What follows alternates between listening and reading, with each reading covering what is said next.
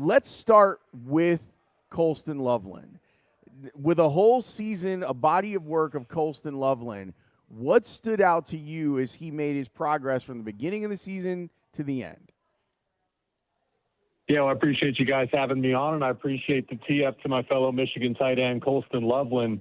I'll go back to this time last year. That wasn't a consensus home run pick. A lot of people wanted to see the Bears trade up for Genty. A lot of people thought Tyler Warren was the best tight end of that class, and I was of the opinion I felt Loveland was exactly who Sam Laporta was with the Lions for Ben Johnson as what we saw last fall. And I think what stood out to me is you could just copy and paste his film as a receiving tight end at Michigan to what he did at the NFL level. Like, this guy's going to play at an all-pro level for the next decade. But what surprised me was he was a pretty damn good blocker. I mean, at times a really damn good blocker and reliable, and that just makes it so hard for opponents to defend when you get into 12 personnel with him and Kmet, and defenses have to stay in nickel. They have to respect the ability for Colston to make plays downfield. And I think what we all saw is his hands are as good as you'll find, not just for tight ends, but for any receiving threat in the league, just consistently at safety blanket, and at times much more for Caleb Williams.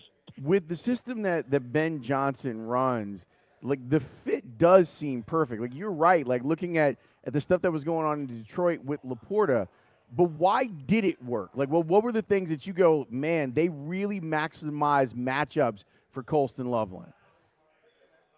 Well, I knew this from watching Colston. It was going to work for him wherever. He's just a rare athlete at the tight end position.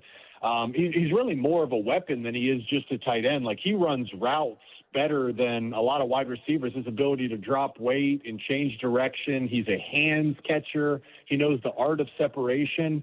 I just thought the marriage of Ben Johnson's creativity, again, using the template of how he used Sam Laporta in Detroit, I thought the marriage of Colston's capabilities with Ben Johnson's creativity was always going to be a home run. But again, Colston's ability, what he did in the run game, his ability to be a serviceable and a threat as a blocker, that only helped his ability to separate. It probably got him another 10 to 15 catches on the season, just from the standpoint defenses couldn't, when they saw Loveland on the field, they couldn't just guarantee it was going to be a pass play. They had to respect either option. Hey, Jake, while the Bulls were not winning, I personally watched a lot of college basketball. Congrats to you and Michigan for winning everything. Thank you. Yeah, you're welcome. That was awesome. While the Bears were winning, I didn't watch as much college football, and that's part of the genesis of the segment here. So you got to help us with some Big Ten players who the Bears might use, especially at those top three draft spots, number 25, number 57, and number 60. And I want to ask you about the safety from Oregon, Dylan Thieneman, who is versatile and might fit what the Bears need in a I guess it's free safety, but Kobe Bryant can play sort of both. So your thoughts on him and any other safeties, if you want, in the Big Ten, but Dylan Thieneman specifically. Yeah, Dylan Thieneman, I mean, I covered him back as a true freshman at Purdue, and it was very clear. I mean, he just, no offense to Purdue, he just didn't belong there. Like, this guy is if Ohio State didn't have Caleb Downs, who's just a generational prospect, I think we'd be talking about Dylan Thieneman even more than we already are. And then he goes out and has an unbelievable combine. Of course, the 40 time, the vert, all that stood out.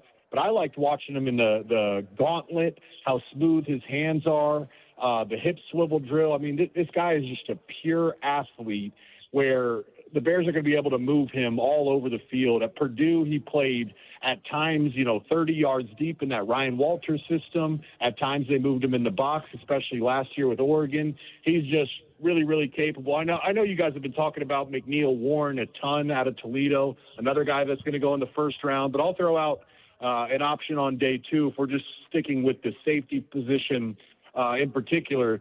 Zakee Wheatley out of Penn State is a guy that's probably going to go on day two, somewhere in that third round. A real instinctual player. And I think what we saw last year is teams want to be able to defend the run out of a too-high shell. Well, how do you do that? That puts a lot of stress on your safeties. You need intelligent safeties that can read cues, and then instinctual safeties that can trigger downhill when it's a run and then get to their position when it ends up being a pass. And Zakee Wheatley has that makeup, just doesn't have the consistency of some of the other guys, or maybe the ceiling of some of the other guys to be a first-round pick. But that's an option if the Bears decide to go maybe on the D-line there in round one. The way that you just described his skills and instincts as a safety is exactly what Ben Johnson and Dennis Allen want in their safeties, Lawrence, the way that we saw the Green Bay Packers safeties play and Ben coveted so much during the year. Yeah, Jake, I want to get into that because we're used to, as a football public, the concept of free safety and strong safety. The free safety usually has a little bit more speed and maybe better ball skills, and the strong safety is the guy that comes down in the box and he helps support the run. I want to know, like, how do you feel about the versatility of a safety group? Do you think that we are now like postmodern football where you do want the safeties to be able to be both, or is there any strategy to having a thumper safety and a guy that's a little bit more of a defensive back in the passing game? Yeah, it's a really great question. And, to answer it, I would say, everything evolves, and we've seen the game of football evolve a little bit. Sorry, I got a plane flying over me or a helicopter flying over me. But what we've seen in particular and why we need to see safeties be multiple is coordinators, play callers, offenses, they've become so creative. If a quarterback and especially an elite offensive play caller knows what the defense is in, they are going to expose you, quite simply. But if you have an ability to disguise things pre-snap, and I think that's why we're seeing a lot of young quarterbacks struggle, the passing numbers across the league are down because we're seeing teams be able, especially the best defense, be able to defend out of a too high pre-snap shell.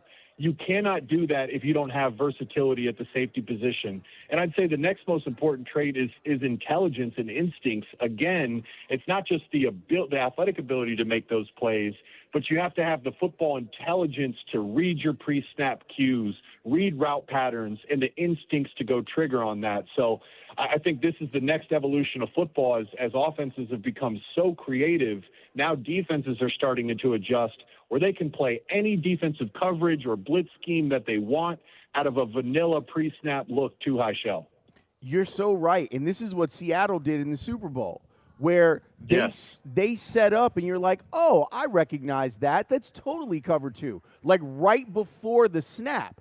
And then those guys would move and the picture would change for Drake May. So all of this stuff and the way that you would set up the protections and the way that the routes were supposed to go, you're thinking it's going one way. And then, boom, they like move and make it difficult. How hard is that on an offense when you see that happening time and time again? And how does it make an offense maybe see ghost a bit when it comes to the coverage game? Yeah, well, it's hard for a few reasons. And, of course, it's hard for a quarterback when you're talking about reads in the pass game. But it's also hard on an offense because a lot of times in the NFL is you're going to call two plays in the huddle. It'll be a run, pass, check. And back when I was playing, those reads were very simple. If it was split safety defense, meaning there was going to be two safeties out of the picture playing deep coverage, we were going to check to a run. If it was single high defense, meaning a safety's down in the box, that means they're vulnerable in the back end. Okay, now we'll check to a pass. So now your checks are much harder because you can't get that pre-snap cue. You don't know what the post-snap picture is going to look like. But then from a tight end standpoint or a wide receiver standpoint, we have route adjustments.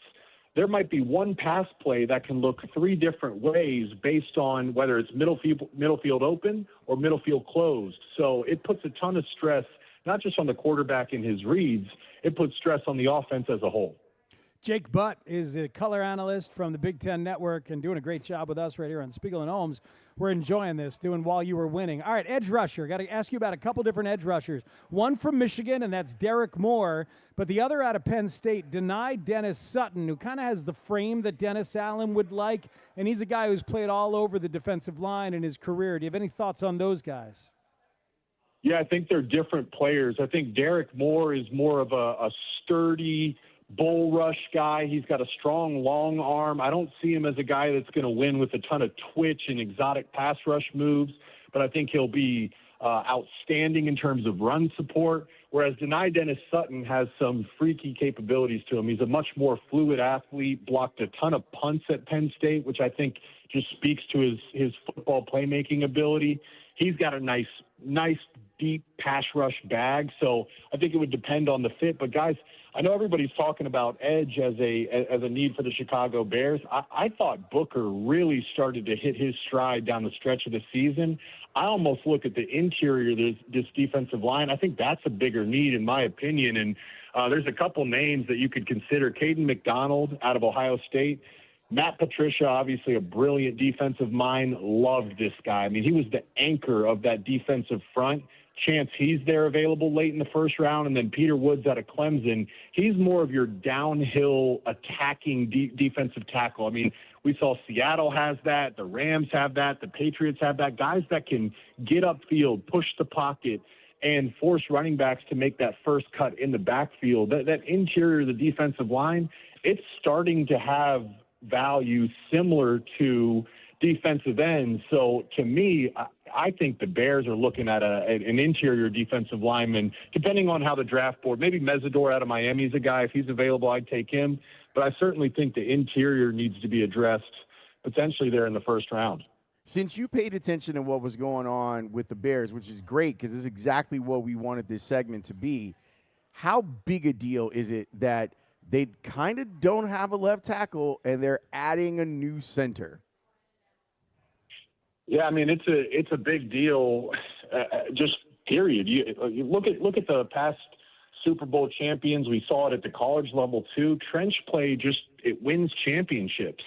And clearly Caleb Williams is talented, and he has the ability to take that next step. The Bears are loaded with playmakers. But I think the ability to be able to consistently run the ball, the ability for Caleb to become a more consistent pocket passer.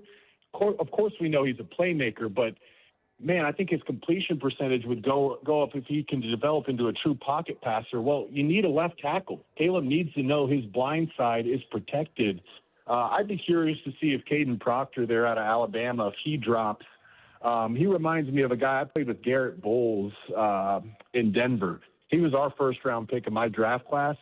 Hyper athletic, similar to Caden Proctor, but he wasn't an elite NFL player yet. It took him a few years.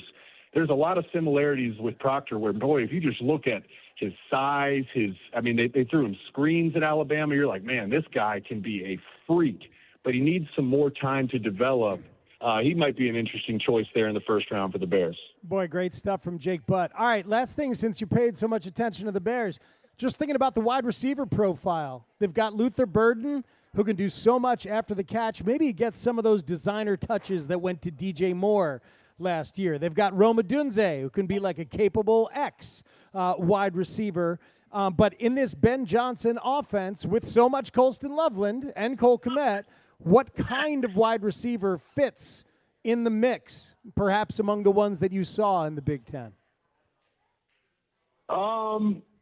Maybe a Denzel Boston out of Washington. I mean, there's plenty of options, but to be honest with you, I think you're looking that just wouldn't be my priority. I would not even consider, and I know Ryan Poles, they like the best player available philosophy. I would not be looking at drafting a wide receiver day one or day two. Starting into day three is when I'd start to consider it, but man, I think the playmakers on the outside, you're in a really good spot because Colston Loveland, he's the bridge between both those groups. He is a big wide receiver. He can run those routes. So maybe take a shot if there's a guy you really like there on day three. Maybe start to consider that. But to me, I'm really just focusing on that defensive side of the ball and the line of scrimmage for the Bears. That would be my priority in this draft. Hear, hear. Jake, this was awesome, man. This was exactly what we were hoping this segment would be. We really appreciate your dedication and craft, and people see it on Big Ten Network. I got to experience it when we worked a little bit together at Stadium. Thank you so much for this. Yeah, of course, guys. Anytime. I had a great time. I appreciate you having me on.